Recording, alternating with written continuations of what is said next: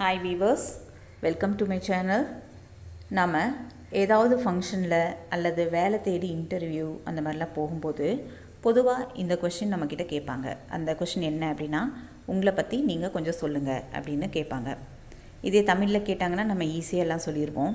அதே ஹிந்தியில் கேட்டாங்க அப்படின்னா ஹிந்திலேயே நம்ம அதுக்கான ஆன்சரை எப்படி சொல்கிறது அப்படின்னு சொல்லி பார்க்க போகிறோம்.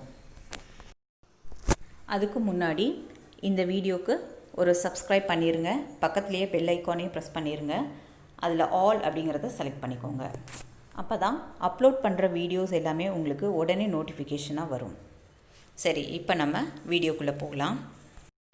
ஆப் அப்னே பாரே மே பத்தாவோ அப்படின்னா உங்களை பற்றி நீங்கள் சொல்லுங்கள் அப்படின்னு அர்த்தம். இந்த மாதிரி கொஸ்டின் யாராவது உங்ககிட்ட கேட்டாங்கன்னா முதல்ல நீங்கள் சொல்ல வேண்டியது உங்களோட பேரை. உதாரணத்துக்கு ரவி அப்படிங்கிறவர்கிட்ட நம்ம கொஸ்டின் கேட்குறோம். ஆப் அப்னே பாரே மே பத்தாவோ அப்படின்னு சொல்லி கேட்டோன்னா அவர் முதல்ல தன்னோட பேரை சொல்லி அறிமுகப்படுத்திக்குவார். என் பெயர் ரவி அப்படிம்பார். அதுக்கு ஹிந்தியில் என்ன சொல்லணும் அப்படின்னா, மேரா நாம் ரவி ஹை. மேரா நாம் ரவி ஹை அப்படின்னா என் பெயர் ரவி அப்படின்னு அர்த்தம். நான் ஒரு மாணவன் அப்படின்னு சொல்லணும்னா ஹிந்தியில் எப்படி சொல்லணும்? நான் ஒரு மாணவன் அப்படிங்கிறதுக்கு மே ஏக் சாத்ர ஹூம். மே ஏக் சாத்ர ஹூம். மேரே பாப்பா கா நாம் அப்படின்னு சொல்லி தன்னோட அப்பா பேரை சொல்லிக்கலாம்.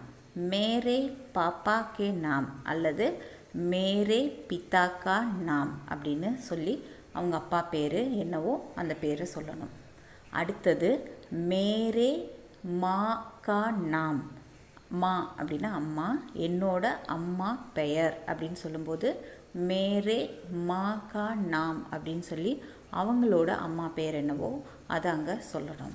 உதாரணத்துக்கு மேரே பிதா கா நாம் ராஜா ஹை. என்னோட அப்பா பெயர் ராஜா. மேரே மா கா நாம் ராணி ஹை. என்னோட அம்மா பெயர் ராணி. அடுத்து நம்ம எங்கே வசிக்கிறோமோ அந்த இடத்து பேரை சொல்லணும். அதை எப்படி ஹிந்தியில் சொல்லுவோம் அப்படின்னா, இப்போ நான் டெல்லியில் வசிக்கிறேன் அப்படின்னு சொல்லணும் அப்படின்னா மே டெல்லி மே ரஹத்தாகும் அப்படின்னு சொல்லணும்.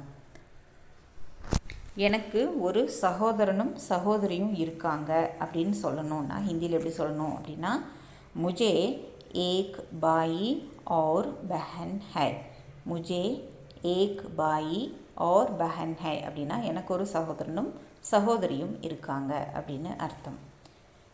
என்னோட லட்சியம் கலெக்டர் ஆகிறது அப்படின்னு சொல்லணும்னா மேரே உத்தேஷ்ய கலெக்டர் பன்னா ஹை. மேரே உத்தேஷ்ய கலெக்டர் பன்னா ஹை. எனக்கு விளையாடுறதும் படிக்கிறதும் பிடிக்கும் அப்படின்னு சொல்லணும்னா முஜே கேல்னா और पढ़ना पसंद है அப்படின்னா எனக்கு விளையாடுறதும் படிக்கிறதும் பிடிக்கும் அப்படின்னு அர்த்தம். முஜே கேல்னா और पढ़ना पसंद है. நாம் இதுவரைக்கும் ரவி அப்படிங்கிற பையன் தன்னை பற்றி ஹிந்தியில் எப்படி சொல்லுவான் அப்படின்னு சொல்லி பார்த்தோம். இப்போ ராணி அப்படிங்கிற ஒரு பெண் தன்னை பற்றி ஹிந்தியில் சொல்லணும் அப்படின்னா அதை எப்படி சொல்லுவா அப்படின்னு சொல்லி பார்க்க போகிறோம். எனது பெயர் ராணி அப்படின்னு சொல்கிறதுக்கு மேரா நாம் ராணி ஹை. மேரா நாம் ராணி ஹை அப்படின்னா என்னோட பெயர் ராணி. மே சாத்ரா ஹூம் அப்படின்னா நான் மாணவி அப்படின்னு அர்த்தம். நான் மாணவிங்கிறதுக்கு மே சாத்ரா ஹூம்.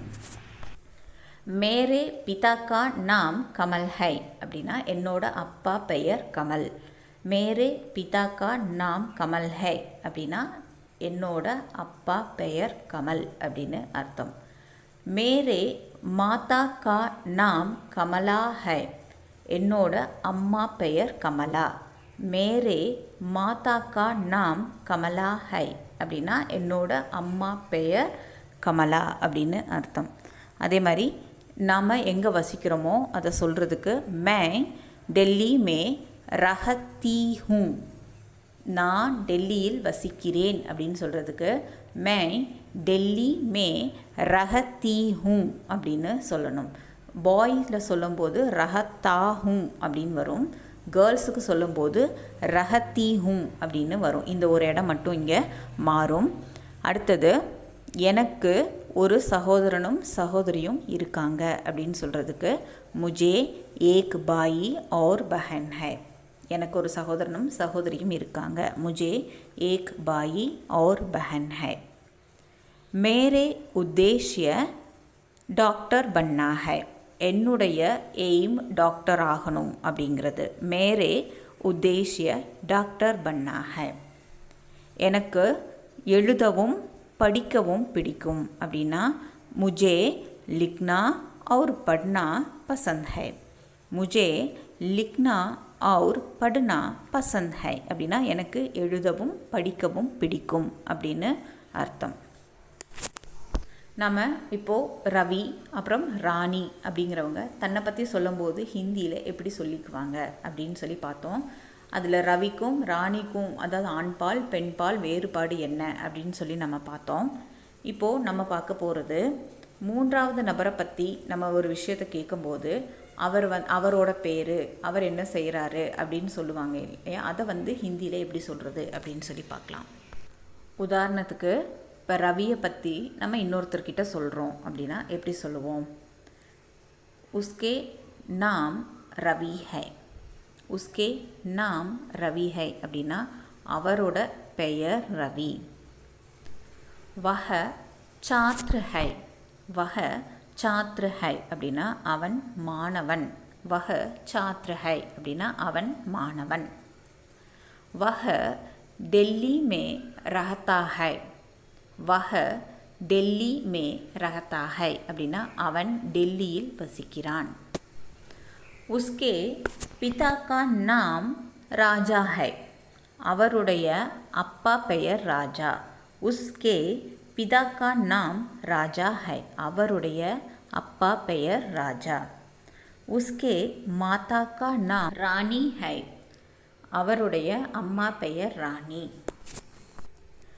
उनकी उद्देश्य கலெக்டர் பன்னே கி ஹை அப்படின்னா அவருடைய லட்சியம் கலெக்டர் ஆகிறது. உன்கி உத்தேஷ்ய கலெக்டர் பன்னே கி ஹை அப்படின்னா அவருடைய லட்சியம் கலெக்டர் ஆகிறது. உசே கேல்னா और पढ़ना पसंद है. அவருக்கு விளையாடுறதும் படிக்கிறதும் பிடிக்கும். அவருக்கு அப்படின்னு சொல்கிறதுக்கு உசே அப்படின்னு சொல்லுவோம். உசே கேல்னா और पढ़ना पसंद है. இங்கே நான் அப்படின்னா மெயின் அப்படின்னு சொல்லணும்.